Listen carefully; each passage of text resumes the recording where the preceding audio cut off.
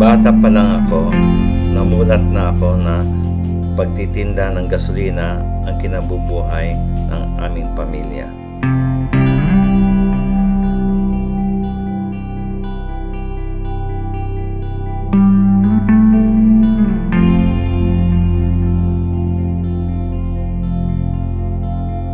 Mahal na mahal ako ng aking mga magulang kahit hindi ako karapat-dapat para sa pagmamahal na iyon.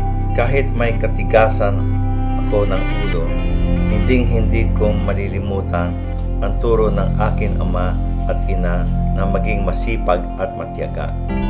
Sa aking murang edad, alam kong hindi lang akong ordinaryong bata. Natuto akong mangarap at tumingin sa kinabukasan. Minsan, sadyang mapagbiro ang panahon. Niloko ako ng taong pinagtitiwalaan ko. Ako'y nagsikap para sa aking pamilya, tumaya para sa kabutihan nila.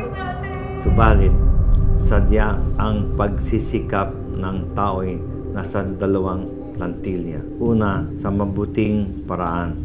Ang ikalaway, nasa masama. Hello? Dumating ang isang problema sa aming pamilya sa hinding inaasahan pagkakataon. Hindi man naging madali ang lahat. Ang pangarap ko ay patuloy na lumipad sapagkat binigyan ito ng pakpak ng tunay na pag-ibig ni nanay para sa kanyang anak.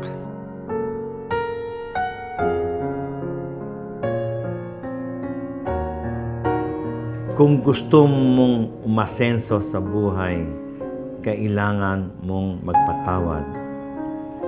Hindi ka uusad kung patuloy mong pasan ang nakaraan.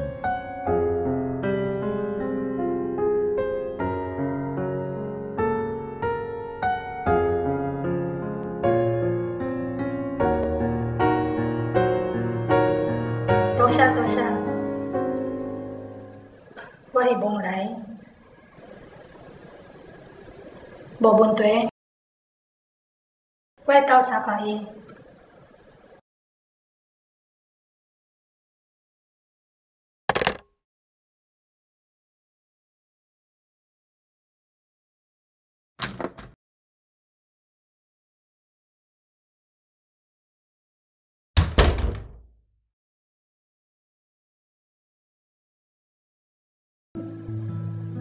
Mati cuma cahaya.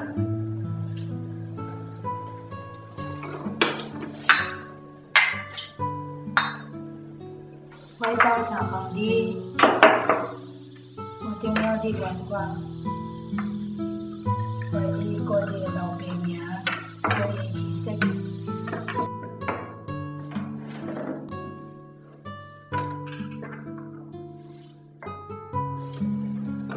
Tosha.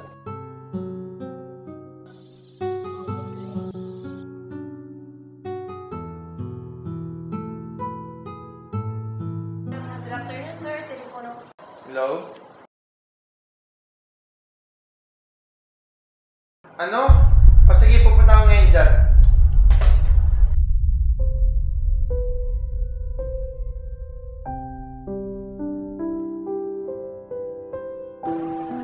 William. Diki husakte. Hige ito iniho.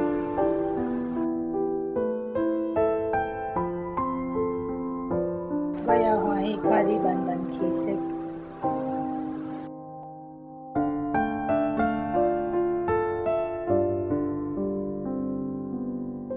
Panginoon, maaari mo nang tanggalin ang 3 taon ng aking buhay para sa aking ina.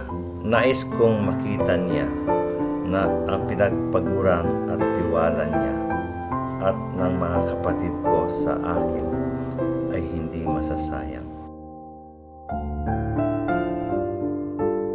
Ang mga mahalagang salita ang naging pamana ng nanay sa akin. Ito ang naging puhunan ko, kakambal ng tiwala at suporta ng mga kapatid at pamilya ko. Susuklian ko ang kanilang tiwala at pagmamahal. ng gawa at puspusang pagsisikap. Ito ang pamana ko sa inyo. Mula sa aking ina, handog ko ang buhay, dugo, pawis, at katas ng pagsisikap para sa inyong lahat ng bahagi ng buhay ko. Higit sa lahat, nais kong bigyan ng papuri at pasasalamat ang ating buhay na Diyos, na siyang nagbigay buhay sa isang tulad ko, maging sa mga pangarap ko. Without Him, I will be nothing. Nais ko siyang papurihan sa lahat ng meron ako ngayon.